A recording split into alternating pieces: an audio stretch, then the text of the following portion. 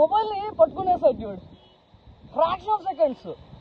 Guys, మేము పడిన స్థలం చూపిస్తున్నాం మీకు. మళ్ళీ వెళ్ళి ఈసారి మళ్ళీ పడదామని కాదు, కాకపోతే మీకు ఇలాంటి తీవ్రమైన ప్రదేశానికి వచ్చినప్పుడు ఆచితూచి బండి నడపాలి, మాలాగా కాదు.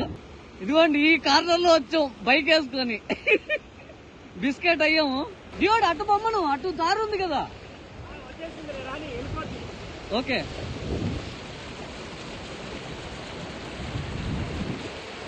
చాలా టఫ్ అనమాట. ఓవర్నైనా జస్ట్ ఫ్రాక్షన్ ఆఫ్ సెకండ్స్ లో నా మొబైల్ పోవాల్సింది.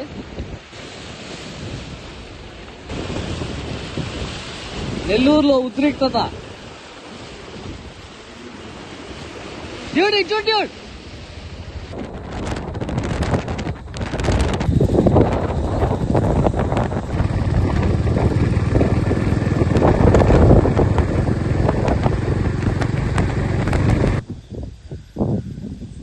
అక్కడ మన బండి అయితే పార్క్ చేసి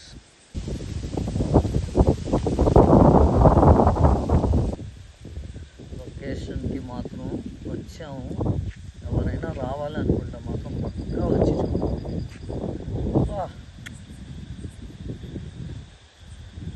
మార్నింగ్ కూడా వీడియో తీస్తాను ఎలా ఉంటుంది. సో ఇంకా రాత్రి ఇక్కడ పడుకునేసి ఉదయాన్నే లేవగానే ఇక్కడే మనం స్నానం చేసుకోవచ్చు. మరియు ఇక్కడ మనకి అన్నదానం ఉంటుందంట. ఎవరైనా ఇక్కడికి రావాలనుకుంటే లొకేషన్ నేను షేర్ చేస్తాను. చాలా అంటే చాలా బాగుంది, చల్లటి వైబ్స్ అనమాట. ఇంకా వెళ్ళి నిద్రపోవాలి.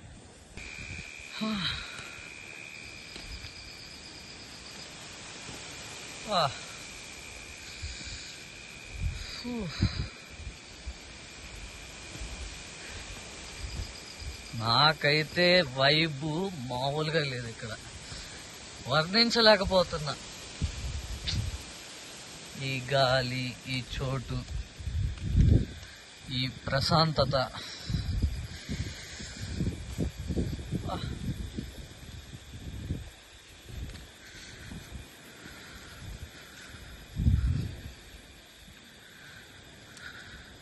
కానీ మాకైతే మనుషులు ఒక్కరు కూడా కనపడరు.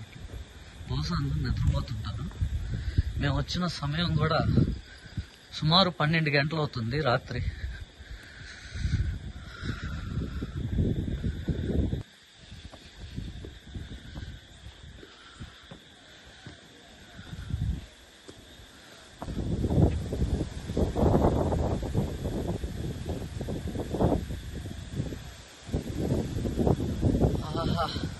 గాలి చూడండి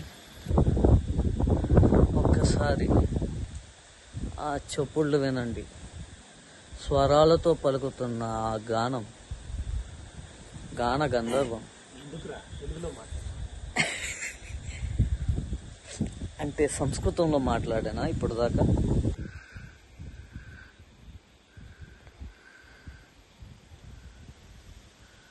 అట్ లాస్ట్ టెంట్ అనేది ఇక్కడ సెట్ చేసుకున్నాము. గాలి కూడా చాలా బాగా ఆడుతుంది ఇక్కడ. సో ఇంకా రాత్రి ఈ టెంట్లో పడుకునేసి ఉదయాన్నే లేసి మేము భైరవకోనకి బయలుదేరుతాము. టెంట్ అయితే చాలా కన్వీనియంట్గా ఉంటుంది అనమాట, ఎక్కడైనా వేసుకోవచ్చు. ఇలాంటి ప్లేస్లో మనం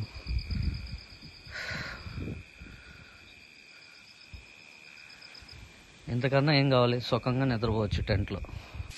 అండ్ ఈవెన్ ఇక్కడ మేము వాన పడినా మనకి పడకుండా ఇది కవర్ వేసేసుకున్నాం అనమాట. సో ఎటువంటి ఇబ్బంది కలగదు. ఇంకా night view point from our tent.